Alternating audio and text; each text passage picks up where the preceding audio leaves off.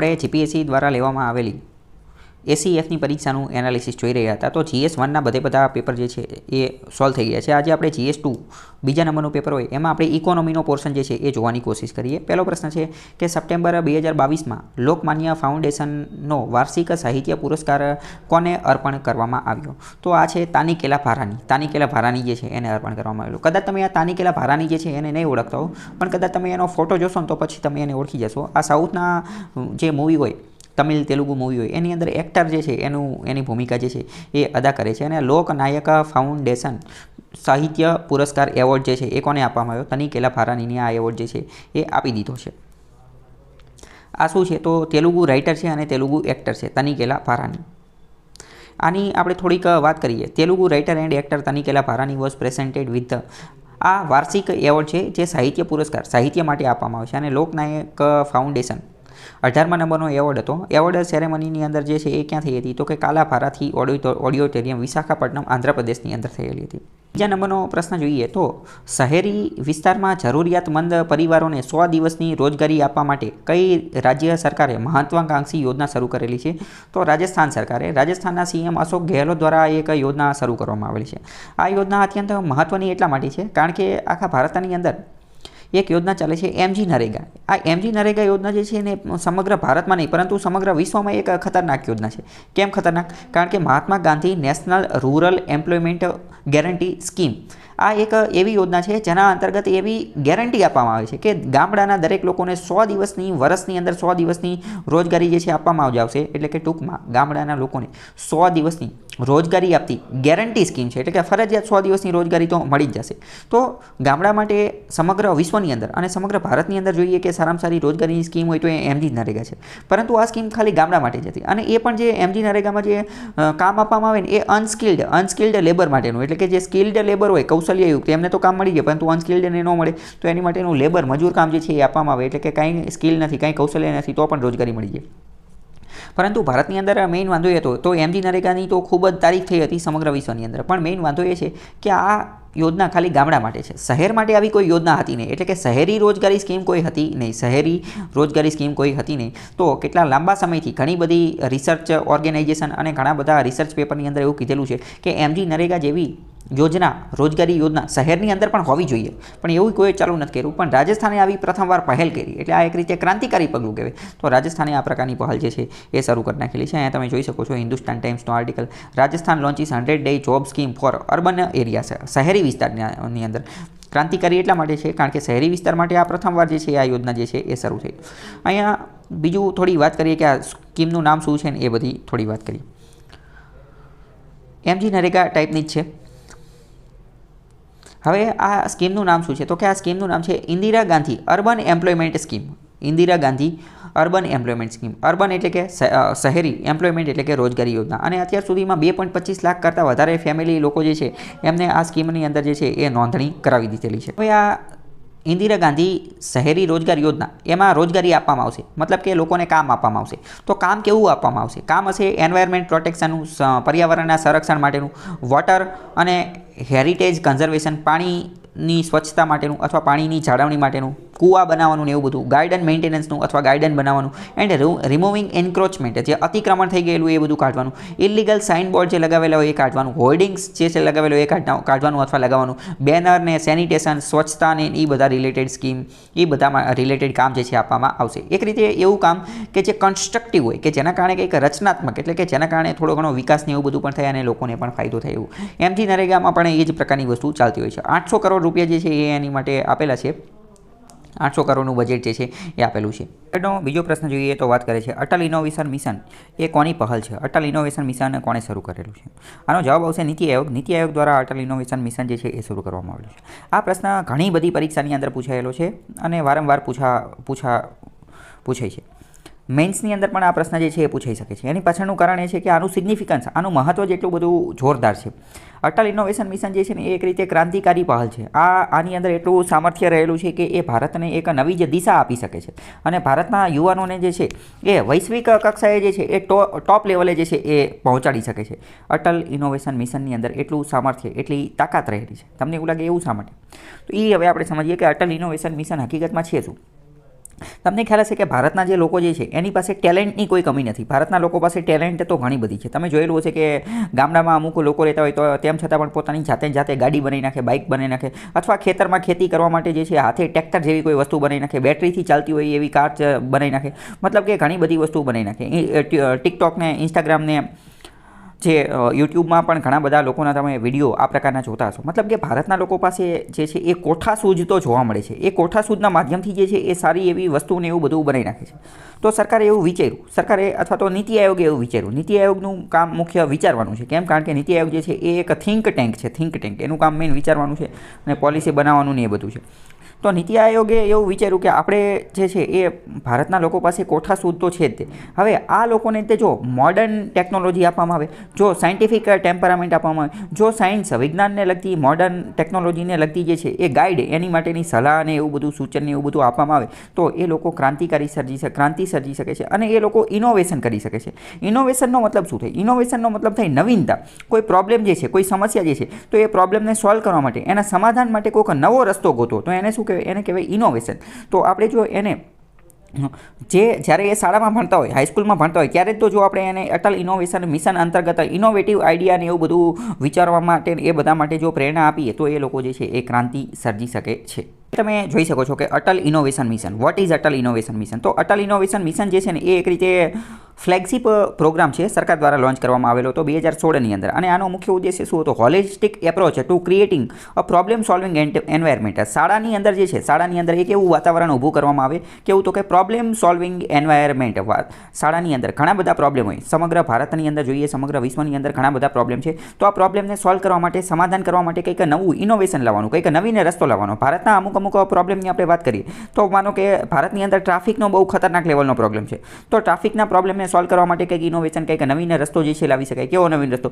તો કે એઆઈનો ઉપયોગ કરો, રોબોટિક્સનો ઉપયોગ કરો, રોબોટનો ને એ બધાનો ઉપયોગ કરો, અથવા તો કંઈક નવી જે ટેકનોલોજીનો ઉપયોગ કરો. ફોર એક્ઝામ્પલ સમજો કે આ ફાસ્ટેગ જે બનાવવામાં આવેલું, ફાસ્ટેગ, તો એ એક ઇનોવેશન કહેવાય કે જેના કારણે શું, આ ટોલ પ્લાઝા ઉપર જે બહુ લાંબી લાઈન થતી હતી તો એ જે છે એ હવે લાઈન ઘટી ગઈ. તો આ એક રીતે શું કહેવાય? ઇનોવેશન કહેવાય. તો પ્રોબ્લેમ સોલ્વિંગ એન્વાયરમેન્ટ શાળાની અંદર જ ક્રિએટ થઈ શકે અને એની માટે જે છે ઇનોવેશન એવું બધું કરવામાં આવે એવી કોશિશ કરવામાં આવશે. શાળામાં એની માટેની શું કરશે? તો એ માટેની એમને જે છે એ ઇકોસિસ્ટમ જે છે એ પ્રોવાઈડ કરશે, સ્ટાર્ટઅપનું ને એ બધા માટેનું, આંતરપ્રિન્યોર યુનિવર્સિટીની ને એ બધા માટે. બીજું અલગ અલગ એમએસએમઈ સેક્ટરની અંદર પણ જે છે એ ઇનોવેશન એવું બધું થઈ શકે એવું કોશિશ કરવામાં આવશે. All the initiatives taken under the Atal innovation mission scheme are under surveillance and monitored by MIS system and the dynamic dashboard. આની માટે એક વેબસાઇટ પણ બનાવવામાં આવશે અને એ વેબસાઇટની અંદર શું કરવામાં આવશે? એક ડેશબોર્ડનો મતલબ વેબસાઇટનું જે હોમ પેજ હોય ને એને ડેશબોર્ડ કહેવાય.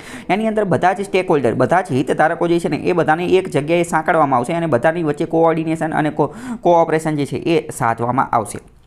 હવે આ અટલ ઇનોવેશન મિશન જે છે ને એની અંતર્ગત આ આખું મિશન છે નીતિ આયોગે શરૂ કરેલું અને આ મિશન અંતર્ગત બીજા પણ ઘણા બધા ઇનિશિયેટિવ, ઘણી બધી પહેલ કરવામાં આવેલી છે. પહેલાં તો અટલ ન્યૂ ઇન્ડિયા ચેલેન્જ, એના અંતર્ગત આખા ભારતની અંદરથી નક્કી કર્યું કે ન્યૂ ઇન્ડિયા, નવા ભારતના નિર્માણ માટે એક ચેલેન્જ આપી અને એ ચેલેન્જ હવે કોણ પૂરી કરે છે એ ચેક કરવાનું.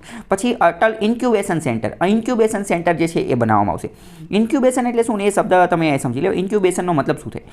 જ્યારે બાળક જે છે, બાળકનો જન્મ થાય, માતાના પેટમાંથી બાળકનો જન્મ થાય તો ઘણી બધી વાર કેવું થાય કે બાળક જે છે ને એ નબળું હોય અથવા તો બાળક જે છે એ અહીંના વાતાવરણની અંદર રહી ન શકે. એટલે એને શું કરે? કાચની પેટીમાં રાખવામાં આવે. એવું તમે જોયેલું હશે, કાચની પેટીની અંદર રાખે. તો એ કાચની પેટી જે છે ને એને ઇન્ક્યુબેશન સેન્ટર કહેવાય. એવું શા માટે? એવું એટલા માટે કરવામાં આવે કે માતાના પેટમાંથી હજી નવું જ બહાર આવ્યું છે અને માતાના પેટનું જે વાતાવરણ હતું એ અને અત્યારનું બહારનું વાતાવરણ એ બંનેની વચ્ચે મેચ થતું નથી. એટલે બાળક જે છે એ થોડો સમય એડપ્ટ થઈ શકે અને આ વાતાવરણ સાથે એડજસ્ટ થઈ શકે એની માટે જે છે એને આ સેન્ટર ઇન્ક્યુબેશનમાં રાખવામાં. તો બસ એવી જ વસ્તુ જે છે ને એ સ્ટાર્ટઅપ માટે છે. ઘણા બધા સ્ટાર્ટઅપ કેવા હોય તો સ્ટાર્ટઅપ જે છે હજી એમને નવું શરૂ કર્યું હોય, એમને હજી ધંધો રોજગાર માર્કેટ એમનું જે છે એ એટલો બધો અનુભવ હોય નહીં. માર્કેટની અંદર શું ચાલે છે, માર્કેટની અંદર બધી વસ્તુ કેવી રીતે ચાલે છે, બેંકો કેવી રીતે ચાલે છે, કસ્ટમરની શું ડિમાન્ડ છે, એ બધું એમને પ્રેક્ટિકલ નોલેજ ન હોય. એમને બધું પ્રોડક્ટ તો બનાવી નાખ્યું હોય પરંતુ પ્રેક્ટિકલ નોલેજ ન હોય. એટલે એમને શું કરે કે આ બધા સ્ટાર્ટઅપ જે છે ને એને આ ઇન્ક્યુબેશનની અંદર, ઇન્ક્યુબેશન સેન્ટરની અંદર મૂકી દે, કાચની પેટીમાં મૂકી દે. કારણ કે એ બધા લોકો પણ કેવા હોય, નવજાત બાળકો, નાના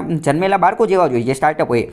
તો એ બધા લોકોને શું કરે તો કે મેન્ટોર આપે, ગાઈડ આપે અને અલગ અલગ લોકો જે છે કે જે સ્ટાર્ટઅપની અંદર એક્સપર્ટ હોય, સ્ટાર્ટઅપની અંદર જે સફળ થઈ ગયા હોય એ બધા લોકો એમના મેન્ટોર બનીને એમને ગાઈડ આપીને એવું બધું કામ કરે, તો એને આખા શું કહેવાય, ઇન્ક્યુબેશન સેન્ટર કહેવાય. આપણે ગુજરાતની અંદર જે છે ને એ આઈ હબ નામનું જે છે એ ઇન્ક્યુબેશન સેન્ટર જે છે એ બનાવેલું છે. ગુજરાતની અંદર ઘણી બધી જગ્યાએ જે છે એ પ્લગ એન્ડ પ્લે મોડલ બનાવેલા છે. એ પણ શું છે, એ પણ એક રીતે આ ઇન્ક્યુબેશન સેન્ટર છે. ગુજરાતનું જે આઈ હબ જે છે એ બહુ ખતરનાક લેવલનું મોડેલ છે. આઈ હબ જે છે એ ઇન્ક્યુબેશન સેન્ટરની અંદર એણે બહુ જ ખતરનાક લેવલનું કામ કરેલું છે. એ મેન્સની અંદર પૂછાય તો તમે આઈ હબ વિશે જે છે એ લખી શકો છો. બીજું એઆઈએમ અંતર્ગત એક પહેલ હતી અટલ ટિંકરિંગ લેબ. આ બધી સ્કૂલની અંદર, શાળાની અંદર જે છે લેબોરેટરી બનાવવામાં આવે અને એને જે છે એ સ્ટેમ અંતર્ગત ને બીજે બધા અંતર્ગત જે છે એ તાલીમને એવું બધું આપવામાં આવે. પછી મેન્ટોર ઇન્ડિયા એક પહેલ હતી. બીજી એક પહેલ હતી અનિક. અનિક એટલે શું, તો કે Atal new India challenge. Atal new India challenge, અને એ પણ કોની માટે, તો કે આત્મનિર્ભર ભારત માટે, એટલે કે અરાઇઝ માટે આ એક પ્રોગ્રામ હતો. અને બીજું એક હતો અટલ કમ્યુનિટી ઇનોવેશન સેન્ટર.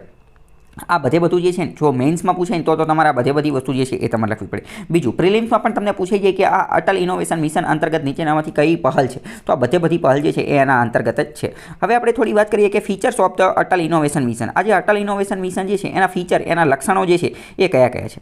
તો કે આ ઇનિશિયેટિવ, આ પહેલ અંતર્ગત જે છે એ જે ટેકનોપ્રેન્યોર જે છે, ટેકનોપ્રેન્યોર, આંતરપ્રિન્યોર મતલબ શું, આંતરપ્રિન્યોર મતલબ કે એવો વ્યક્તિ કે જે ઉદ્યમી હોય, કે જે ધંધો બિઝનેસ રોજગારની અંદર જે છે એ પોતાની જાતે ઉદ્યમ કરી અને બિઝનેસ કરતો હોય. અને એ પણ ટેકનોનો મતલબ શું, કે ટેકનોલોજીના માધ્યમથી, મતલબ કે સ્ટાર્ટઅપવાળા એપ્લિકેશનના માધ્યમથી, ટેકનોલોજીના માધ્યમથી જે આગળ આવ્યો હોય ને એને કહેવાય ટેકનોપ્રેન્યોર. એટલે આ અટલ ઇનોવેશન મિશનના માધ્યમથી ટેકનોપ્રેન્યોર લોકો જે છે એ સક્ષમ બનશે પોતાને પ્રમોટ કરવા માટે, પોતાની જાતને જે છે પ્રમોટ કરી શકે અને ભારતનું ફ્યુચર જે છે એ બનાવી શકાય એની માટે. મેં તમને બીજી વાત કીધી કે ભારતના બધા લોકો પાસે કોઠા સૂઝ તો હોય છે, પરંતુ ભારતની અંદર એક બીજી વસ્તુની ખામી છે. એ કહ્યું તો કે એ પ્લેટફોર્મ, લોકો પાસે એટલું જોરદાર ખતરનાક લેવલનું પ્લેટફોર્મ મળતું નથી. કારણ કે કોઠા સૂઝ ને એ બધું તો છે, પરંતુ હવે એને અભિવ્યક્ત કરવા માટે એવું કોઈ પ્લેટફોર્મ નથી મળતું. તો આ અટલ ઇનોવેશન મિશન જે છે એ પ્લેટફોર્મ આપશે. પછી વાત કરીએ કે 15 sector specific challenges will be selected. 15 અલગ સેક્ટરમાંથી ખાસ પ્રકારની ચેલેન્જ જે છે એને સિલેક્ટ કરવામાં આવશે. And there will be 3 challenges for each ministry. દરેક અલગ મંત્રાલય અંતર્ગત 3 ચેલેન્જ જે છે એ આપવામાં આવશે. આમાં અલગ પ્રકારની ચેલેન્જ હોય. જેમ કે ફોર એક્ઝામ્પલ હું તમને એક ચેલેન્જ કહું કે એવું કહી દઈએ કે આજે ટ્રાફિક થાય છે, બરાબર, તો ટ્રાફિકનું સોલ્યુશન, સમાધાન લાવવા માટે જે છે એ ઇનોવેટિવ રસ્તા લાવો. એ ટ્રાફિક જે છે 5 મિનિટમાં ક્લીન કરવાનું છે, સોલ્વ કરવાનું છે, તો એની માટે તમે ઇનોવેટિવ રસ્તો જે છે લઈ દો. આ તમારી ચેલેન્જ છે. તો આવી ઘણી બધી ચેલેન્જો આપવામાં આવે. અથવા તો અમુક વાર કોઈ વેબસાઇટ કે એવું બધું હોય તો એને એના કોડની અંદર કંઈક વાંધો પડી ગયો હોય તો કીધું હોય કે આને 10 મિનિટની અંદર જે છે આ આખો કોડ જે છે સોલ્વ કરી નાખો, અથવા આને રીકોડ કરો. એવી બધી ચેલેન્જ આપવામાં. અહીંયા બીજી વાત કરીએ તો એવોર્ડ પણ આપવામાં આવશે. જે સારું એવું કામ કરશે ને તો એને 50 લાખ રૂપિયાનો એવોર્ડ આપવામાં આવશે એ સ્ટાર્ટઅપ માટે. અને minimum usage prototype between 9 month અને 1 વર્ષ માટે આ બધી ટ્રેનિંગ ને એવું બધું આપવામાં આવશે. આ ઉપરાંત બધા જ ઇનોવેશન કરવાવાળા જેટલા પણ લોકો હશે એ બધાને એટ્રેક્ટ કરવા માટે શું કરવામાં આવશે, મહાત્મા ગાંધી ચેલેન્જ જે છે એ આપવામાં આવશે. અને અલગ રીતે સમગ્ર ભારતમાંથી એ બધાને જે છે એ આવકારવામાં આવશે. બધાના માધ્યમથી એવી પણ કોશિશ કરવામાં આવશે કે આ બધા જે આંતરપ્રિન્યોર લોકો અથવા ટેકનોપ્રિન્યોર લોકો જે છે એ ધીમે સ્ટાર્ટઅપને એવું બધું શરૂ કરે અને ધંધો રોજગારને એવું બધું ચાલુ કરે કે જેના કારણે ભારતના અન્ય લોકોને પણ જોબ્સ, રોજગારી જે છે એ મળી શકે. ધોઝ આંતરપ્રિન્યોર્સ, અમુક એવા આંતરપ્રિન્યોર કે જે પોતાના ફિલ્ડની અંદર સક્સેસફુલ છે, તો એ આવી અને ડેમોન્સ્ટ્રેટ કરશે. ડેમોન્સ્ટ્રેટ મતલબ કે પોતે કઈ રીતે સફળ થયા ને એનો ડેમો આપશે કે મેં આવું કર્યું હતું. એમને મેન્યુફેક્ચરિંગ એવું બધું કરતા હતા ત્યારે એમને શું વાંધો પડતો હતો, તો એ બધું જે છે એ પોતાની આપવીતી જે છે એ દર્શાવશે.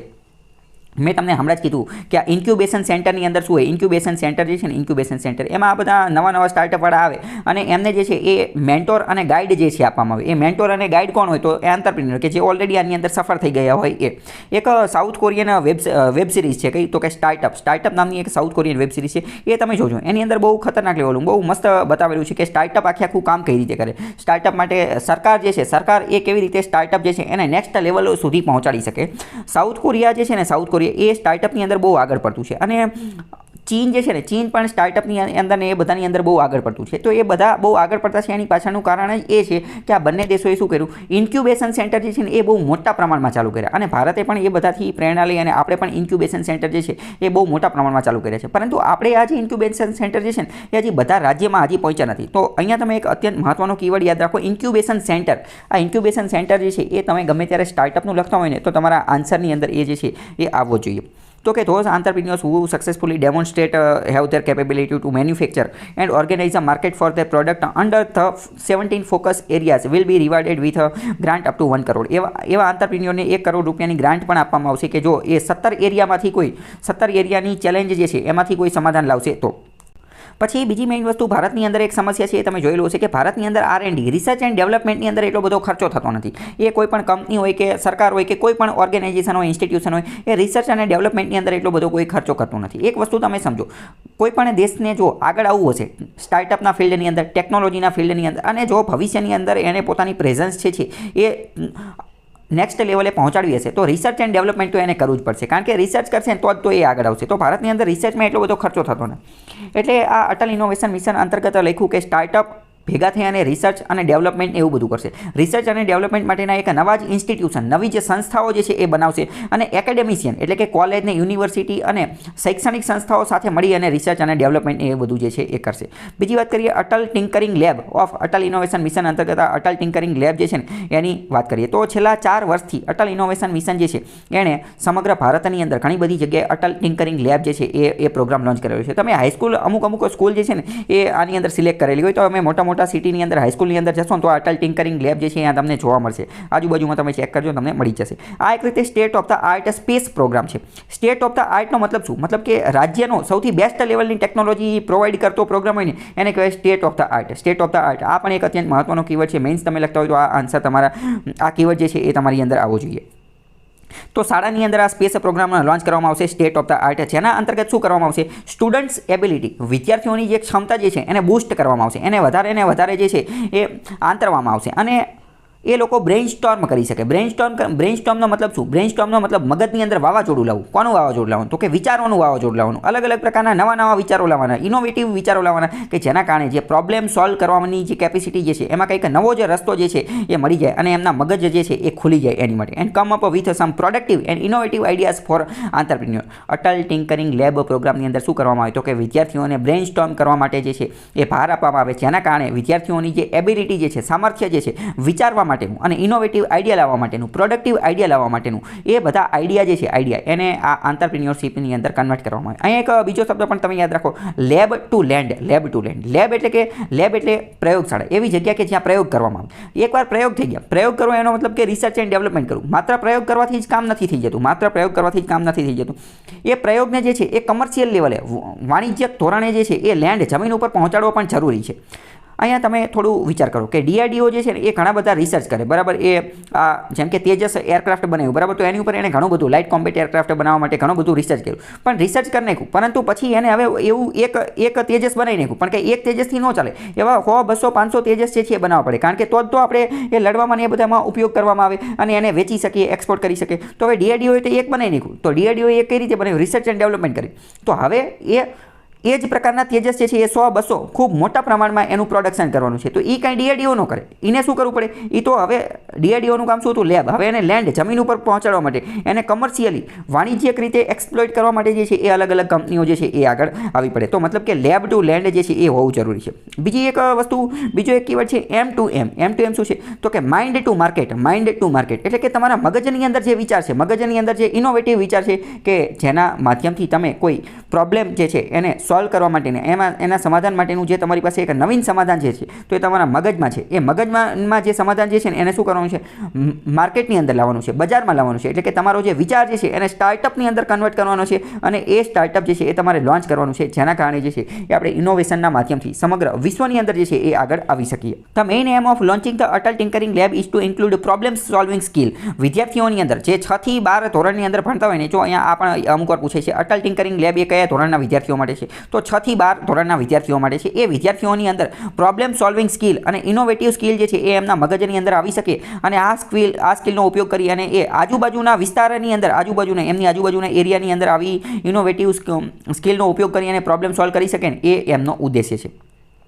અકોર્ડિંગ ટુ રેકોર્ડ્સ ઓફ અત્યાર સુધીના રેકોર્ડ પ્રમાણે જોઈએ તો અટલ ઇનોવેશન મિશન જે છે એણે અત્યાર સુધીમાં સમગ્ર ભારતની અંદરથી 700થી પણ વધારે જિલ્લામાં 10,000થી વધુ સ્કૂલ જે છે એ નક્કી કરેલી છે અને 10,000થી વધુ સ્કૂલની અંદર આવી અટલ ટિંકરિંગ લેબ જે છે એ ચલાવવામાં આવે છે. આ લેબની અંદર શું કરવામાં આવે તો વિદ્યાર્થીઓને એવું પ્રોત્સાહન આપવામાં આવે કે એ લોકો જે છે એ ઇનોવેટિવ એ વિદ્યાર્થીઓ પોતાના મગજની અંદર શું કરે? બ્રેઇનસ્ટોર્મ લાવે, મગજની અંદર વાવાઝોડું લાવે. કોનું વાવાઝોડું લાવે? વિચારોનું. કેવા વિચારોનું? તો કે ઇનોવેટિવ વિચારોનું. એવા વિચારો કે જે અલગ જ પ્રકારના હોય. કોની માટેના? તો કે પ્રોબ્લેમ સોલ્વિંગ માટેના. કોઈ ચેલેન્જ સ્વરૂપે આજુબાજુ જે એમના ઘરની આજુબાજુના વિસ્તારની આજુબાજુમાં જે કોઈ સમસ્યા હોય એ સમસ્યાના સમાધાન સ્વરૂપે ઇનોવેટિવ વિચાર લાવે એટલા માટે.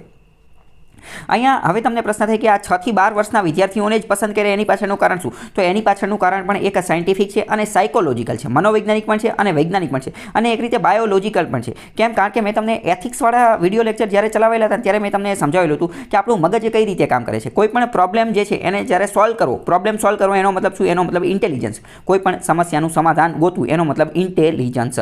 તો આપણું મગજ કોઈ પણ સમસ્યાનું સમાધાન ગોતે, પ્રોબ્લેમનું સોલ્યુશન ગોતે. તો પ્રોબ્લેમનું સોલ્યુશન આપણું મગજ કઈ રીતે ગોતે? તો આપણું મગજ પહેલાં વિચારે. આપણું મગજ જે છે, માની લો કે આ મગજ છે, તો એ પહેલાં વિચારે અને વિચારવા માટે એ શેનો કામ કરે? તો કે ન્યુરોન્સનો ઉપયોગ કરે. ન્યુરોન્સની અંદર જે છે એ રસ્તા બનતા જાય, ન્યુરોન્સના જે છે એ પાથ બનતા જાય.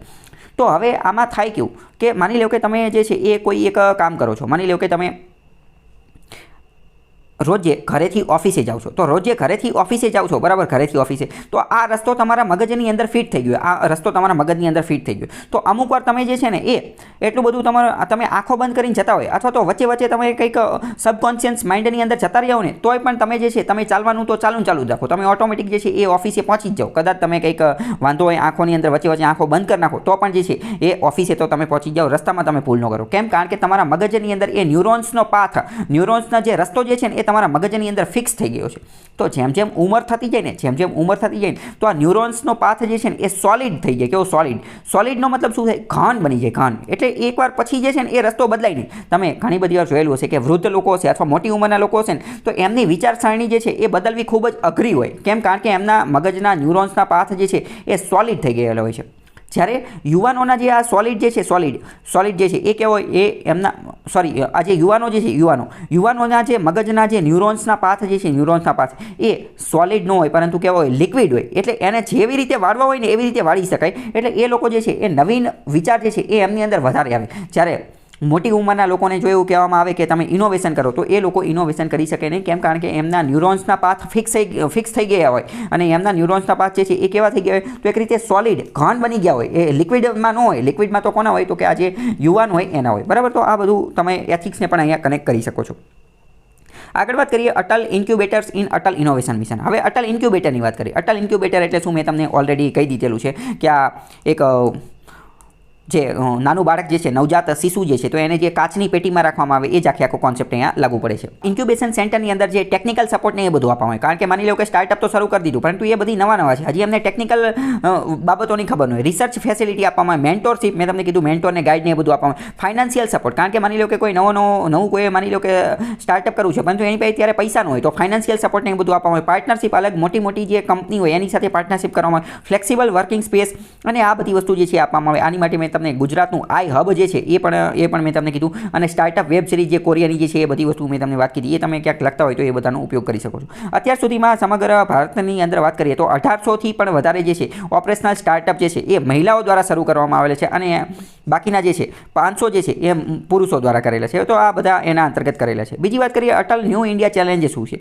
તો નીતિ આયોગ દ્વારા એક નેશનલ ઇન્સ્ટિટ્યુશન શરૂ કરવામાં આવેલું છે અને જેના અંતર્ગત એવું નક્કી કરવામાં આવેલું અટલ ઇનોવેશન મિશન અને આ ન્યૂ ચેલેન્જ અંતર્ગત જે ઇસરો જે છે એની સાથે પણ ભાગીદારી કરવામાં આવે છે. ઇસરો અને બીજી 4 મંત્રાલયો જે છે એ બીજા 4 મંત્રાલયો કયા છે? તો કે ministry of defence, ministry of food processing and industry, ministry of health and welfare અને ministry of housing and urban affair. આ બધા ભેગા થઈ અને કંઈક નવીન પ્રકારની વસ્તુ જે છે એ કરશે. આનો મેઇન ઓબ્જેક્ટિવ શું છે? તો કે with ministries and industries to do research in development and facilitate innovative solution to existing problems.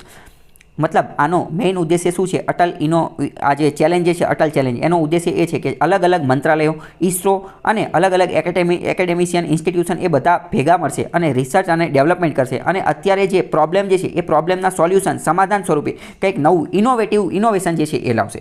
બીજું એક અટલ ઇનોવેશન મિશન જે છે એ આઈક્રેસ્ટ શરૂ કરેલું છે. આઈક્રેસ્ટ શું છે? તો Atal innovation mission is an incubator capabilities enhancement programme for robust ecosystem. આ આઈક્રેસ્ટ જે છે ને આ એનું ફૂલ ફોર્મ છે. ઇન્ક્યુબેટર એટલે મેં તમને ઓલું કાચની પેટીવાળું સમજાવી દીધું. એ capability enhancement programme for robust ecosystem. આખા ભારતની અંદર રોબુસ્ટ ઇકોસિસ્ટમ થઈ જાય ને એની માટે આ આખો પ્રોગ્રામ શરૂ કરવામાં આવે છે. એમ ડેટ હાઈ પરફોર્મિંગ સ્ટાર્ટઅપ જે છે એ બહુ ઊંચ લેવલના શરૂ કરી શકાય. આઈક્રેસ્ટ જે છે એને એવી રીતે ડિઝાઇન કરવામાં આવેલું છે કે એ સમગ્ર ઇન્ક્યુબેશનની જે સિસ્ટમ જે છે ને ઇન્ક્યુબેશનની ઇકોસિસ્ટમ એને સપોર્ટ કરી શકે અને અટલ ઇનોવેશન મિશન અંતર્ગત જેટલા સમગ્ર ભારતની અંદર ઇન્ક્યુબેટર્સ બનાવવામાં આવેલા છે એ બધાનો યોગ્ય ગ્રોથ, યોગ્ય વિકાસ થઈ શકે એવું કામ કરવામાં આવેલું છે. આ જે AIM આઈક્રેસ્ટ જે છે આઈક્રેસ્ટ એના એના જે છે એના પણ અલગ અલગ એલિમેન્ટ્સ તત્વો છે, એ કયા કયા તત્વો છે જોઈએ. તો આઈક્રેસ્ટ અંતર્ગત એનું સ્ટ્રક્ચર ઇન્ક્યુબેટર લોકો જે છે એને કઈ રીતે ટ્રેનિંગ આપવાની એનું સ્ટ્રક્ચર બનાવવામાં આવ્યું છે. જેટલા પણ સ્ટાર્ટઅપ હોય એને કઈ રીતે ટ્રેનિંગ આપી એનું સ્ટ્રક્ચર બનાવવામાં આવ્યું છે. એક બુક બનાવવામાં આવેલી છે. એ બુક કઈ છે તો કે હેન્ડબુક છે. એમાં કઈ કઈ વસ્તુ કરવાની, ઇન્ક્યુબેશનના સક્સેસ પાછળ કયા કયા નિયમોનું ધ્યાન રાખવાનું એ બધું ધ્યાને લેવામાં આવ્યું છે. ગ્લોબલ સ્ટાન્ડર્ડ સમગ્ર વિશ્વની અંદર ઇન્ક્યુબેટર જે છે ઇન્ક્યુબેટર એ સફળ થઈ શકે એની માટેની સારામાં સારી પ્રેક્ટિસ કઈ કઈ છે. મેં તમને કીધું કે સાઉથ કોરિયા અને ચાઇનાની અંદર જે છે એ ઇન્ક્યુબેટરના માધ્યમથી તો એમને જે છે એ ડિજિટલ ક્ષેત્રની અંદર ટેકનોપ્રેન્યોરના ક્ષેત્રની અંદર જે છે સ્ટાર્ટઅપના ક્ષેત્રની અંદર ક્રાંતિ લાવેલી છે. તો મતલબ કે વર્લ્ડ બેસ્ટ પ્રેક્ટિસીસ છે એને પ્રાપ્ત કરવામાં આવશે. અને એક્સપિરિયન્સ્ડ મેન્ટોર, ત્યાં આમને જે છે એ મેન્ટોર આપવામાં આવે. એ મેન્ટોરના માધ્યમથી જે છે એ શું કરે, એ એમને ગાઈડ આપવાનું ને એ બધું કામ કરે. મેં તમને અત્યંત મહત્ત્વની વસ્તુ કીધું, શું કીધું કે ભાઈ આ સ્ટાર્ટઅપ વેબ સિરીઝ જે છે ને, સ્ટાર્ટઅપ વેબ સિરીઝ સાઉથ કોરિયાની, એ તમે જોજો એટલે આ તમારા કોન્સેપ્ટ જે છે એ બધા એકદમ ક્લિયર થઈ જશે. એ બહુ સરસ વેબ સિરીઝ જે છે એ બનાવેલી છે, સાઉથ કોરિયન વેબ સિરીઝ છે. આગળનો ક્વેશ્ચન પૂછેલો છે કે નીચેનામાંથી કયું વિધાન ભારતની જે કોલોનિયલ ઇકોનોમી, અંગ્રેજોએ ભારતને જ્યારે ગુલામ બનાવેલું હતું એ સમયે આપણી જે ઇકોનોમી હતી એની બાબતમાં કયું વિધાન સત્ય છે? તો કે ઈસ્ટ ઇન્ડિયા કંપની દ્વારા કરવેરા ઓછામાં ઓછા 50% હતા. તો પહેલું વિધાન તો ખોટું છે, કારણ કે અંગ્રેજો આ જે કરવેરા જે છે ને એ વારંવાર ફેરવતા રહેતા હતા. અમુક વાર 50% કરતાં વધારે હોતા હતા, હા અમુક વાર હોતા હતા, પણ કંઈ દરેક 50% કરતાં ઓછા અથવા 50% કરતાં વધુ હતા એવું કંઈ કહી ન શકાય. અમુક વાર એક્સપ્લોઇટ પણ કરતા હતા. તો આ તો એમ કહે છે કે ઓછામાં ઓછા 50% હતા. તો એ અમુક વાર ઓછા હોતા હતા, અમુક વાર વધારે હોતા હતા. એટલે બીજું, દાદાભાઈ નવરોજીએ 1829 થી 1865 દરમિયાન ભારતમાંથી 10 કરોડ પાઉન્ડની ધનરાશિના ઘટક તરીકે હોમ ચાર્જિસનો અંદાજ મૂક્યો હતો. તો એ વાત સાચી છે. દાદાભાઈએ એક થિયરી આપેલી હતી કે drain of wealth. Drain of વેલ્થનો મતલબ શું કે ભારતની અંદરથી વેલ્થ, સંપત્તિ જે છે ને એ ધોવાઈ ગઈ છે, અને એ ધોવાઈ અને એનું જે છે એ ધોવાણ થઈ રહ્યું છે. અને એ ધોવાણ થઈ અને ક્યાં પહોંચી ગઈ છે તો કે બ્રિટનની અંદર પહોંચી ગઈ છે. કઈ રીતે? એને તમે આવી રીતે સમજી શકો કે જ્યારે 1757ની અંદર પ્લાસીનું યુદ્ધ થયું હતું એ સમયગાળા દરમિયાન ભારતનું ગ્લોબલ જીડીપીની અંદર યોગદાન હતું 23%. કેટલું હતું? 23%. અને 1947ની અંદર 200 વર્ષ પછી આપણે જ્યારે આઝાદ થયા, અંગ્રેજોએ આપણને આઝાદ કર્યા ને, ત્યારે ભારતનું ગ્લોબલ જીડીપીની અંદર, ગ્લોબલ ઇકોનોમીની જીડીપીની અંદર આપણું યોગદાન હતું 3%. મતલબ કે 23%માંથી આપણે 3% પહોંચી ગયા. 20% ક્યાં જતું રહ્યું? 20% અંગ્રેજો લઈને જતા રહ્યા. એટલે કે ડ્રેઇન ઓફ વેલ્થ થયું. આ પ્રકારનો પ્રથમ અંદાજ મૂકવાવાળો કોઈ વ્યક્તિ હતો ને તો એ કોણ હતું? દાદાભાઈ નવરોજી હતા. દાદાભાઈ નવરોજી ઉપર આગળથી આપણે ઘણી બધું ડિસ્કશન કરેલું છે. બ્રિટનની અંદર પ્રથમવાર જે છે એ એમપી ચૂંટાઈ અને આવેલા હતા. ત્યારે એ પણ એક બહુ ખતરનાક વસ્તુ હતી. નોન વ્હાઇટ પ્રથમ અશ્વેત વ્યક્તિ હતા કે જે બ્રિટનની પાર્લામેન્ટની અંદર જે છે એ ચૂંટાઈને આવી ગયા. બીજું, દાદાભાઈ નવરોજી જે છે એ પ્રથમ એવા વ્યક્તિ છે કે જેને ઇકોનોમીનો ઉપયોગ કર્યો. કોની અંદર? તો કે પોલિટિક્સની અંદર. કારણ કે પહેલાં તો બધા જે રાજનેતાઓ હતા, તો એ પોલિટિક્સની અંદર રાજનીતિ કઈ રીતે કરતા હતા? તો કે આ રાજનીતિની અંદર બધી અલગ અલગ વસ્તુ કે આમ કરી નાખવાનું, ઓલું કરી નાખવાનું. પરંતુ પ્રથમ એવા વ્યક્તિ હતા કે જેને ઇકોનોમી, અર્થતંત્રનો ઉપયોગ કર્યો. સ્ટેટિસ્ટિક્સ, એકાઉન્ટ, સ્ટેટિસ્ટિક્સ એટલે કે આંકડાશાસ્ત્ર, આંકડાના એ બધાનો જે છે એ રાજનીતિની અંદર ઉપયોગ કર્યો. તમે અત્યારે પણ રાજનીતિની અંદર ઘણી બધી વાર જોતા હશો કે ભાઈ કોંગ્રેસે આમ કરી નાખ્યું, ભાજપે આમ કરી નાખ્યું, એમને આટલા કરોડ રૂપિયા વાપરી નાખ્યા, એમના સમયગાળા દરમિયાન બેરોજગારીનો દર આટલો હતો, વિકાસનો દર આટલો હતો. તો આવું રાજનીતિની અંદર આવું કરવાનું, સ્ટેટિસ્ટિક્સનો, એકાઉન્ટનો અને ઇકોનોમીનો ઉપયોગ કરવાનું કામ પહેલાં જો કોઈએ કરેલું હોય તો એ દાદાભાઈ નવરોજીએ કર્યું હતું. અને એ આ ડ્રેઇન ઓફ વેલ્થના માધ્યમથી, ડ્રેઇન ઓફ વેલ્થ થિયરી આપી, સિદ્ધાંત આપ્યો. એમને એક બુક પણ લખેલી છે, poverty and un British rule of India. એની અંદર એમને પહેલી વાર કીધું કે ભાઈ આ લોકોએ ડ્રેઇન ઓફ વેલ્થ કરેલું છે અને એક રીતે પોલિટિકલ પ્રેશર જે છે એ ઊભું કર્યું હતું અંગ્રેજોની ઉપર. અને બ્રિટનની અંદર જઈને પણ બ્રિટનની પાર્લામેન્ટની અંદર પણ જે છે એ અંગ્રેજો ઉપર આ એક રીતનું પ્રેશર ઊભું કર્યું હતું કે આ લોકો જે છે એ ભારતને શું કરે છે? ભારતનું એક્સપ્લોઇટેશન, શોષણ કરવાનું જે છે એ કામ કરે છે. જો અહીં તમે આ પીઆઈબીનો એક આર્ટિકલ હતો એમાં પણ કીધેલું છે કે Dadabhai Naoroji, the man who brought statistics into politics, આંકડાશાસ્ત્ર અને પોલિટિક્સ રાજનીતિમાં લાવવાવાળા વ્યક્તિ એ હતા. અને જો હોમ ચાર્જિસ, આ યુપીએસસીમાં એક પ્રશ્ન પૂછાઈ ગયો છે, હોમ ચાર્જિસનો મતલબ શું? હોમ ચાર્જિસ એટલે કે એવો ખર્ચો કે જે અંગ્રેજો ભારતના બ્રિટિશરો જે છે એ ભારતના માથે નાખી દેતા હતા, એને હોમ ચાર્જિસ કહેવાય. યુપીએસસીમાં પ્રશ્ન પૂછાઈ ગયેલો છે. અને 100 મિલિયન પાઉન્ડનો જે છે એ એમને આપણે ખર્ચો કરી નાખ્યો હતો, બરાબર. એટલું બધું ડ્રેઇન ઓફ વેલ્થ થઈ ગયું હતું. 100 મિલિયન, અને આમાં તો 10 કરોડ કીધેલું છે. તો 100 મિલિયનનો મતલબ જે છે એ 10 કરોડ જ થાય. મિલિયનને પાઉન્ડમાં ફેરવવું હોય ને તો કાંઈ નહીં કરવાનું, છેલ્લે એક અંક પછી પોઈન્ટ મૂકી દેવાનો, છેલ્લા અંક આ તો 10.0, બરાબર. તો એ પણ એક ટ્રીક તમે યાદ રાખી શકો છો. જો અહીંયા આ ખૂબ સારો આર્ટિકલ આપેલો છે, એ તમે એકવાર જે છે એ પોઝ કરી અને વાંચી લેજો. કારણ કે દાદાભાઈ નવરોજી જે છે એ ઇતિહાસની અંદર, ઇકોનોમીની અંદર બહુ મોટું વ્યક્તિત્વ હતા. એ ખૂબ મોટી પર્સનાલિટી હતા. તો આમની ઉપરથી જે છે ઘણી બધી વાર ક્વેશ્ચન જે છે પૂછાતો હોય છે. જો કે ઓલમોસ્ટ તો ઘણી બધી વસ્તુ જે છે મેં તમને કહી દીધેલી છે. જેમ કે જો અહીંયા આ સ્વરાજ શબ્દ આપેલો, તો સ્વરાજ શબ્દ આપવા પાછળની સ્ટોરી જે છે એ પણ મેં તમને કહી દીધેલી છે. એ અલગ અલગ વિડીયોની અંદર તમને જે છે એ મળી જશે, અથવા જે છે એ પ્લેલિસ્ટમાં મળી જશે. રાષ્ટ્ર ગોફતાર નામનું જે છે, રાષ્ટ્ર ગોફતારનો મતલબ શું થાય કે ટ્રુથ ટેલર. આ એક પારસી વ્યક્તિ હતા. અને આપણા ગુજરાતી પણ હતા, બરાબર. તો એ પણ મેગેઝિન ને એવું બધું, ન્યૂઝપેપર ને એવું બધું ચલાવતા હતા. તો આ બાકી તમને આ ટેલિગ્રામની અંદર મળી જાય, તો ત્યાં તમે પોઝ કરી અને વાંચી શકો છો. આ વાંચો તો તમારા ઘણા બધા ક્વેશ્ચન જે છે એ સોલ્વ થઈ જશે. એનો ક્વેશ્ચન છે, નીચેનામાંથી કયું ભારતીય અર્થતંત્રનું લક્ષણ નથી, ઇન્ડિયન ઇકોનોમીનું લક્ષણ નથી? ખોટું પૂછેલું છે, નથી, બરાબર. તો પહેલાં તો ભારતનું ઇકોનોમી, ભારત દેશ કેવો છે? તો આપણે એક રીતે ડેવલપિંગ કન્ટ્રી છે. ડેવલપિંગ કન્ટ્રીનો મતલબ શું થાય? આપણે વિકાસશીલ છીએ, વિકાસશીલનો મતલબ શું કે હજી આપણે વિકાસ કરવાનો ચાલુ છે, વિકાસના તબક્કામાં જ છીએ, હજી આપણો સંપૂર્ણપણે વિકાસ થઈ ગયો નથી, વિકાસ કરવાનું હજી આપણે ચાલુ કર્યું છે. તો આપણું લક્ષણ કયું નથી? માથાદીઠ આવક ઓછી છે? તો કે હા, આપણા લોકોની જે છે માથાદીઠ આવક તો ઓછી છે જ. તે થોડા સમય પહેલાં આપણે ન્યૂઝમાં વારંવાર રહેલું હતું કે ભારત જે છે એ વિશ્વની 5મા નંબરની સૌથી મોટી ઇકોનોમી બની ગયું. જીડીપીની અંદર જે છે એ આપણે બ્રિટન, યુકેને જે છે એ પાછળ રાખી અને 5મા નંબરની સૌથી મોટી ઇકોનોમી બની ગયું. ત્યારે પણ એ વસ્તુ ચર્ચામાં હતી કે બરાબર, સાચી વાત છે, આપણે યુકેને પાછળ રાખી દીધા, આપણે વિશ્વની અંદર 5મા નંબરનું સૌથી મોટી ઇકોનોમી બની ગયા, એ ખૂબ જ સારી વસ્તુ છે. પરંતુ હજી આપણી માથાદીઠ આવક જે છે ને એ તો ખૂબ જ ઓછી છે. અહીંયા આ આર્ટિકલની અંદર તમે જોઈ શકો છો, IMFના ડેટામાં તમે ચેક કરશો, 2021નો ડેટા તમે ચેક કરશો તો તમને ખબર પડશે કે બ્રિટનનો એક વ્યક્તિ જે છે એની પર કેપિટા ઇન્કમ કેટલી છે? તો કે $47,000 રૂપિયા, $47,000 રૂપિયા નહીં, $47,000.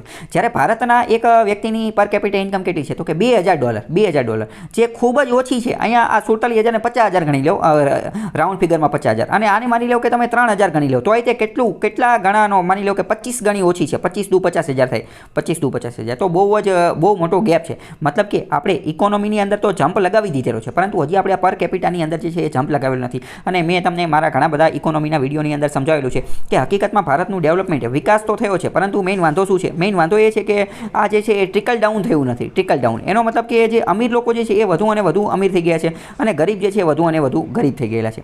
જે રીતે ઇકોનોમી નીચેલા લેવલ સુધી પહોંચવી જોઈએ એ લેવલ સુધી જે છે એ હજી પહોંચેલી નથી. જે ટ્રિકલ ડાઉન ઇફેક્ટ જે પહોંચવી જોઈએ ને એ હજી થયેલી નથી. એટલે તો મોટા પ્રમાણમાં શું જોવા મળે છે? ઇનઇક્વાલિટી જોવા મળે છે, અસમાનતા જે છે એ ખૂબ જ મોટા પ્રમાણમાં જોવા મળે છે.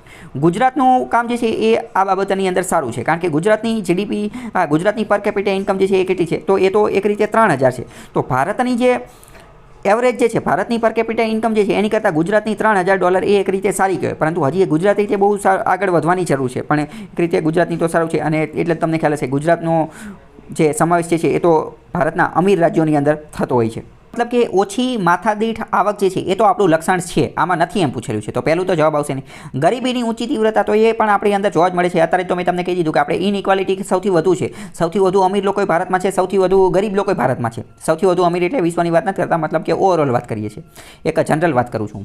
તો ગરીબીની ઊંચી તીવ્રતા, તો એ પણ આપણું લક્ષણ છે. કૃષિનું વર્ચસ્વ, તો એ પણ આપણું લક્ષણ છે, કારણ કે 50% કરતાં વધારે લોકો જે છે એ કૃષિ વ્યવસ્થા સાથે જોડાયેલા છે. અથવા તો બીજી વાત સમજો કે વિકાસશીલ દેશ જે હોય ને, જો કોઈ પણ વિકાસશીલ દેશ હોય તો એ ઓલમોસ્ટ સમજો કે એ મોટા ભાગને જે છે કૃષિ સાથે જોડાયેલા હોય, તો જે કૃષિ સાથે જોડાયેલો હોય તો એ વિકાસશીલ હોય. અહીંયા ચલો હું તમને એક બીજી વસ્તુ પણ કહી દઉં. ડેવલપિંગ કન્ટ્રીઝ એટલે કે જે વિકાસશીલ જે છે ને, વિકાસશીલ દેશો, કોઈ પણ દેશ વિકાસશીલમાંથી શું બને? વિકાસશીલમાંથી વિકસિત બને. વિકાસશીલ તરફથી વિકસિત તરફનો રસ્તો જે છે, સફર જે છે એ તય કરે, રસ્તો જે છે એ પસાર કરે. અને વિકાસશીલ હોય ને ત્યારે એ શું હોય? તો વિકાસશીલ જ્યારે તે હોય ત્યારે એ કૃષિની અંદર હોય, અને જ્યારે એ વિકસિત બની જાય ને ત્યારે સર્વિસ સેક્ટરની અંદર અને મેન્યુફેક્ચરિંગ સેક્ટરની અંદર બૂસ્ટ થઈ જાય. મેન્યુફેક્ચરિંગ સેક્ટર અને સર્વિસ સેક્ટરની અંદર આગળ આવી જાય. જેમ કે બ્રિટન, જેમ કે અમેરિકા, યુરોપના ઘણા બધા દેશો, આ બધા કેવા છે? તો કે વિકસિત દેશો છે. અહીંયા તમે જુઓ, સર્વિસ સેક્ટર અને મેન્યુફેક્ચરિંગની અંદર એ બહુ બધા આગળ પડતા છે. ભારત, ચીન, એશિયાના ઘણા બધા દેશો, પાકિસ્તાન, અફઘાનિસ્તાન, આ બધા કેવા છે? વિકાસશીલ દેશો છે. વિકાસશીલ દેશો છે એટલે એ કૃષિ સાથે જોડાયેલા છે. આ એક રીતે. હવે કૃષિ આવું કેમ? આની પાછળનું કારણ પણ એ છે કારણ કે કૃષિ કરવા માટે એટલી બધી કોઈ ખતરનાક ટેકનોલોજી ન જોઈએ, એટલે એટલા બધા પૈસાને એવું બધું ન જોઈએ, પરંતુ કૃષિ કરે અને ધીમે ધીમે પૈસાને એવું બધું આવતું જાય, એટલે ધીમે ધીમે મોડર્ન ટેકનોલોજીનો એ બધાનો ઉપયોગ કરે. મોડર્ન ટેકનોલોજીને એ બધું આવે એટલે કૃષિની જે કૃષિ પેદાશ હોય એ બધાનો રો મટીરિયલ, કાચા માલ તરીકે ઉપયોગ કરે અને મેન્યુફેક્ચરિંગ કરે, પ્રોડક્શન કરે, ઉત્પાદન કરે, ફેક્ટરી, કારખાના એ બધું નાખે, અને એ બધાના માધ્યમથી જે છે સર્વિસ સેક્ટરની અંદર વધે. તો ટૂંકમાં વિકાસશીલ તરફથી વિકસિત તરફનો આખો રસ્તો છે. દરેક દેશ જે છે જે અત્યારે વિકસિત છે એ ભૂતકાળમાં શું હતો? એ ભૂતકાળમાં વિકાસશીલ હતો. વિકાસશીલ હોય તો કૃષિ સાથે જોડાયેલો હોય, અને વિકસિત થઈ જાય તો પછી શું બની જાય? તો પછી એ ઇન્ડસ્ટ્રી એટલે કે મેન્યુફેક્ચરિંગ અથવા સર્વિસ સેક્ટર સાથે જોડાય. અને વધુ રોજગારી, તો આ વાત ખોટી છે. આપણે અહીંયા વધુ રોજગારી મળતી નથી, રોજગારીનો વાંધો છે. તો કયું લક્ષણ નથી? આ વધુ રોજગારી જે છે ને એ આપણું લક્ષણ નથી. અહીંયા આપણે બીજી થોડી વાત કરીએ કે basic character characteristics of India as a developing country. Bharat જે વિકાસશીલ દેશ છે તો આપણા અમુક આપણી ઇકોનોમીના અમુક લક્ષણો જોઈએ. તો પહેલાં તો લો per capita income. Per capita income જે છે એ આપણી ખૂબ જ ઓછી છે. અહીંયા જો આપેલું છે IMFનો એક રિપોર્ટ આવેલો હતો 2017ની અંદર. એના અંતર્ગત આપણે પર કેપિટા ઇન્કમ જે છે એ ત્યારે કેટલી હતી તો કે $1983 જ હતી. અત્યારે આપણે હમણાં જોયું કે $2000 આજુબાજુ છે. જ્યારે બ્રિટનની કેટલી હતી $50,000 આજુબાજુ હતી. અને 188 દેશની અંદરથી ભારતનો રેન્ક 140મો છે જ્યારે પર કેપિટા ઇન્કમની વાત કરવામાં આવે. એટલે આ પર કેપિટા ઇન્કમ એટલે શું એ પણ હું તમને કહી દઉં. એનો મતલબ એમ થાય કે સમગ્ર ભારતના જેટલા પણ લોકો જે છે ને એ બધાની આવકનો સરવાળો કરવાનો અને એની ભાગ્યા મતલબ કે સમગ્ર ભારતના જેટલા પણ લોકો જે છે ને એ બધાની આવકનો સરવાળો કરવાનો અને એને ભાગ્યા ભારતની જે વસ્તી જે છે ને એ કરી નાખવાની અને જે જવાબ આવે એ એટલે કે ટૂંકમાં બધાને ભાગે કેટલી આવક આવે છે અથવા તો સમગ્ર ભારતની જેટલી GDP જે છે ને એ GDPના ભાગ્યા ભારતની વસ્તી કરી નાખવાની અને જે જવાબ આવે એ. આગળ બીજું અહીંયા તમે પોઝ કરી અને જોઈ શકો છો. બીજી વાત કરીએ કે બીજો શું વાંધો છે આપણી અંદર ભારતની અંદર ઇકોનોમી આજે ડેવલપિંગ કન્ટ્રી તરીકે. બીજું આપણું લક્ષણ એ છે કે ઓક્યુપેશનલ પેટર્ન પ્રાઇમરી પ્રોડ્યુસિંગ. મોટે ભાગે આપણે શું છે પ્રાઇમરી સેક્ટર સાથે જોડાયેલા છે. પ્રોડ્યુસિંગ એટલે કે જે આ કૃષિ ક્ષેત્ર એગ્રીકલ્ચર સાથે જોડાયેલી છે. ભારતની અંદર મોટાભાગની આ વાત કરીએ બરાબર તો 52% લોકો જે છે એ કૃષિ ક્ષેત્ર સાથે જે છે એ જોડાયેલા છે. બાકી આ તમે પોઝ કરી અને જોઈ લેજો. બીજું શું છે તો કે પોપ્યુલેશન. વસ્તી જે છે આપણે ખૂબ જ મોટા પ્રમાણમાં જોવે છે. Population pressure. વિશ્વના બીજા નંબરના સૌથી વધુ વસ્તી ધરાવતા દેશમાં આપણી ગણતરી થાય છે. થોડા સમયમાં જ આપણે એમાં પણ પહેલો નંબર જે છે એ પ્રાપ્ત કરી લઈશું. વસ્તી વધુ હોવાના કારણે લોકોની અંદર જે છે લિટરસીનો મતલબ શું થાય મતલબ થાય સાક્ષરતા ખૂબ જ ઓછી છે. અભણ લોકો જે છે એ ખૂબ વધારે છે. ઇલિટરસી હોય ને જ્યાં કોઈ પણ જગ્યાએ ઇલિટરસી વધારે હોય ને એટલે અહીંયા વસ્તી પણ વધારે જોઈએ. કેમ? કારણ કે વસ્તી નિયંત્રણ કરવા માટે પ્લાનિંગ આયોજન કરવું ખૂબ જરૂરી છે. વસ્તી નિયોજન કરવું ખૂબ જરૂરી છે. તો વસ્તી નિયોજનનું લોકોને ક્યારે ખબર પડે જ્યારે એ ભણતા હોય ભણેલા ગણેલા હોય એજ્યુકેશન હોય તો જ એમને જે છે એ પ્રાપ્ત થઈ શકે. બરાબર. તો આ પણ આપણું એક લક્ષણ છે. પછી ક્રોનિક અનએમ્પ્લોયમેન્ટ બેરોજગારી જે છે અને અંડર એમ્પ્લોયમેન્ટ ઘણી બધી બેરોજગારી જે છે એ પણ આપણું લક્ષણ છે. અને અંડર એમ્પ્લોયમેન્ટનો મતલબ શું? આ એક ખૂબ ખતરનાક શબ્દ છે. મેન્સમાં તમે આનો ઉપયોગ કરો તો તમને એક એક્સ્ટ્રા એજ મળે. અંડર એમ્પ્લોયમેન્ટનો મતલબ એમ કે જે કોઈ વ્યક્તિ એવો કે એની ડિગ્રી તો ખૂબ વધારે છે પરંતુ જે છે એ નોકરી ઓછી કરે છે. ફોર એક્ઝામ્પલ સમજો કે ઘણા બધા લોકો તમે અમુક વાર છાપા વાંચતા હોય કે IIT કરીને પણ શું કરે તો કે આ પટાવાળાની નોકરી કરતો હોય તો ભાઈ IIT હું લેવા કર્યું હતું. આને શું કહે? અંડર એમ્પ્લોયમેન્ટ એટલે કે એનું જે લેવલ જે છે એની કરતાં નીચેના લેવલની જે છે એ નોકરી કરતા હોય. તમારી આજુબાજુ કે ઘણા બધા એવા જોવા મળતા હશે કે જે એન્જિનિયરિંગ કેવું કંઈ કરેલું હોય તેમ છતાં પણ ક્લર્ક લેવલની અથવા તલાટી લેવલની નાની એવી નોકરી જે છે એ કરતા હોય. Steady improvement in the rate of capital formation. આપણે જે કેપિટલ જે મૂડી જે છે જેનું સર્જન થવું જોઈએ તો મૂડીનું સર્જન એટલું ખતરનાક રીતે થતું નથી. જ્યારે બીજા દેશોમાં મૂડીનું સર્જન જે છે એ ફટાફટ રીતે થતું હોય છે. Inequality in wealth and asset distribution. Wealth જે છે એની અંદર અસમાનતા જોવા મળે છે અને વેલ્થનું જે ડિસ્ટ્રીબ્યુશન દરેક લોકોની વચ્ચે જે અનઇક્વલ ડિસ્ટ્રીબ્યુશન થાય છે સમાન રીતે જે છે એ ડિસ્ટ્રીબ્યુશન થતું નથી. આ અંબાણી અને અદાણી ને બીજા જે મોટા ઉદ્યોગપતિઓ જે છે એમના પાસે ખૂબ મોટા પ્રમાણમાં પૈસા આવી જાય છે જ્યારે નાના લોકો સુધી એટલા પૈસા જે છે એ પહોંચતા નથી. એ પણ આપણું એક લક્ષણ છે. આગળ વાત કરીએ poor human capital quality. Human capital એટલે કે માનવ મૂડી જે છે એનું આપણે સર્જન કરી શકતા નથી. હ્યુમન કેપિટલનો મતલબ શું છે? હ્યુમન કેપિટલનો મતલબ થાય કે માણસ જે છે એનું હેલ્થ એનું સ્વાસ્થ્ય સારું હોવું જોઈએ, એનું એજ્યુકેશન જે છે એ સારું હોવું જોઈએ અને એની એવરેજ એજ એનું જે આયુષ્ય જે છે એ પણ સારું હોવું જોઈએ. તો આ બધાની અંદર આપણે જે છે એ કથળેલી પરિસ્થિતિ જોવા મળે છે. પછી ટેકનોલોજીનો આપણે ખૂબ જ ઓછા પ્રમાણમાં જે છે એ ઉપયોગ કરીએ છીએ. પછી બીજું એક લક્ષણ કયું છે તો કે low level of living of an average Indian એટલે કે સામાન્ય માણસ જે છે એનું એવરેજ આયુષ્ય જે છે સરેરાશ આયુષ્ય એ પણ ઓછું છે. ભારતની અંદર તમે જોયું છે કે ઘણી બધી જગ્યાએ માલ ન્યુટ્રિશન એટલે કે કુપોષણનું એનું પ્રમાણ વધારે છે. કિશોરીઓ મહિલાઓની અંદર જે છે એનિમિયાનું એ બધાનું પ્રમાણ જે છે એ પણ વધારે છે. જે પોષણક્ષમ આહાર બેલેન્સ્ડ ડાયટ સમતોલ આહાર બેલેન્સ્ડ ડાયટને ગુજરાતીમાં શું કહે સમતોલ આહાર જે મળવો જોઈએ એ મળતો નથી. એની માટે તો ઘણી બધી આ યોજનાઓને એ બધું ચાલુ કરે છે. બરાબર. તો આ બધું આપણા જે છે લક્ષણો છે. આગળનો પ્રશ્ન કયો છે કે નીચેના વિધાનો વાંચો અને યોગ્ય વિકલ્પ પસંદ કરો. પહેલું એવું છે કે આઝાદી સમયે સમગ્ર ઔદ્યોગિક ક્ષેત્રમાં કાર્યરત 1.5 કરોડ કામદારોમાંથી મોટા પાયાના ઉદ્યોગોનો કિસ્સો જે છે એ અડધો હતો. મોટા પાયાના ઉદ્યોગો એટલે કે હેવી ઇન્ડસ્ટ્રી જે છે એ ખૂબ મોટા પ્રમાણમાં હતું. 50% જે છે હેવી ઇન્ડસ્ટ્રી હતું એવું કહે છે. હેવી ઇન્ડસ્ટ્રીમાં કામ કરતા હતા. તો પહેલું વિધાન ખોટું છે કારણ કે ભારત જ્યારે આઝાદ થયું તો ભારતની અંદર એટલી બધી હેવી ઇન્ડસ્ટ્રી ભારે ઉદ્યોગો હતા જ નહીં. ભારે ઉદ્યોગો બને ક્યારે? તમે ખુદ વિચારો. ભારે ઉદ્યોગો ક્યારે બને? તમે પહેલાં એક વસ્તુ વિચારો. એક નાનો ઉદ્યોગ જે છે એ સરળતાથી બની શકે કે હેવી ઇન્ડસ્ટ્રી મોટો ઉદ્યોગ જે છે એ સરળતાથી બની શકે? તો કોઈ પણ વ્યક્તિ કહી શકે ભાઈ નાનો ઉદ્યોગ જે છે ને એ સરળતાથી શરૂ થઈ શકે. હેવી ઉદ્યોગ જો મોટો ઉદ્યોગ જો સ્ટાર્ટ કરવો હોય ને તો ટેકનોલોજીની જરૂર પડે. ખૂબ મોડર્ન ટેકનોલોજીની જરૂર પડે, મશીનરીની જરૂર પડે, રોબોટિક્સની જરૂર પડે. આ બધા વસ્તુ જે છે એની જરૂર પડે, મશીનને એ બધાની જરૂર પડે. તો અંગ્રેજોએ તો આ બધું આપણું પતાવી દીધું હતું. તો આપણે ભાઈ પહેલું વિધાન તો ખોટું છે. આપણે હેવી ઇન્ડસ્ટ્રી હતી નહીં. અને બીજું વિધાન શું કહે છે? બીજી પંચવર્ષીય યોજના અંતર્ગત ઉપભોક્તા ચીજ વસ્તુઓના ઉદ્યોગને ઉચ્ચ અગ્રતા આપવામાં આવેલી હતી. બીજું વિધાન ખોટું છે, કારણ કે બીજી પંચવર્ષીય યોજના હતી ને એમાં આપણે જે ભારે ઉદ્યોગ હતા ને, ભારે ઉદ્યોગ હેવી ઇન્ડસ્ટ્રી, એને અગ્રતા આપી હતી. તો મતલબ સમજો બંને વિધાન એકબીજા સાથે જોડાયેલા છે. પહેલાં એમ કહે છે કે હેવી ઉદ્યોગ જે છે એનો કિસ્સો અડધો હતો. માની લો કે કિસ્સો અડધો હોય તો પછી બીજી પંચવર્ષીય યોજનામાં એમને પ્રાધાન્ય દેવાની જરૂર શું? તો ઇનફેક્ટ જોઈએ તો બંને વિધાન જે છે એ ખોટા છે. ભારતની અંદર કંઈ એટલા હેવી ઇન્ડસ્ટ્રી હતી નહીં. બાકી બીજું વિધાન જે છે એમાં શું આવે કે બીજું પંચવર્ષીય યોજના હતી એમાં હેવી ઇન્ડસ્ટ્રી, ભારે ઉદ્યોગો જે છે એને પ્રાધાન્ય આપવામાં આવેલું હતું. જ્યારે પ્રથમ પંચવર્ષીય યોજના હતી એમાં એગ્રીકલ્ચરને જે છે એ પ્રાધાન્ય આપવામાં આવેલું હતું. તો હવે અહીંયા સુધી રાખીએ. આગળના જે બાકીના પ્રશ્નો જે છે એની માટે હું બીજો વિડીયો જે છે એ બનાવી દઈશ. બાકી આ વિડીયોની અંદર જે પ્રશ્ન જે છે એમાં તમને કંઈ વાંધો લાગતો હોય, તમને કંઈ સમજાણું ન હોય, તમને મારી કંઈ ભૂલ લાગતી હોય તો તમે કમેન્ટની અંદર જણાવી શકો છો. કદાચ મારા પણ એકાદા બે પ્રશ્ન જવાબ જે છે એ ખોટા હોઈ શકે છે, તો તમે એ વિષય ઉપર, એ બાબત ઉપર મારું ધ્યાન જે છે એ દોરી શકો છો. કે જીપીએસસી એસીએફ જે છે, એસીએફની પરીક્ષા જે લેવાયેલી હતી તો એનું મેરિટ કેટલું રહેશે, તમારે કેટલા માર્ક હોય તો મેન્સની તૈયારી કરવી જોઈએ, મેન્સની તૈયારી કેવી રીતે કરવી, ક્લાસ કરવા કે ન કરવા, ક્લાસ ક્યાં કરવા, કેવી રીતે કરવા, શું વાંચવું શું ન વાંચવું, તો મેન્સ અને મેરિટ રિલેટેડ પણ મેં એક અલગ વિડીયો જે છે એ બનાવી લીધો છે. એ પણ તમે જોઈ લેજો. એ તમે જોશો તો તમારા આંખોના અને મગજના જે છે એ ઘણા બધા દરવાજા જે છે એ ખુલી જશે અને તમને એક નવો જ રસ્તો મળી જશે. એ વિડીયો પણ તમે જોજો, તમારું ઘણો ફાયદો.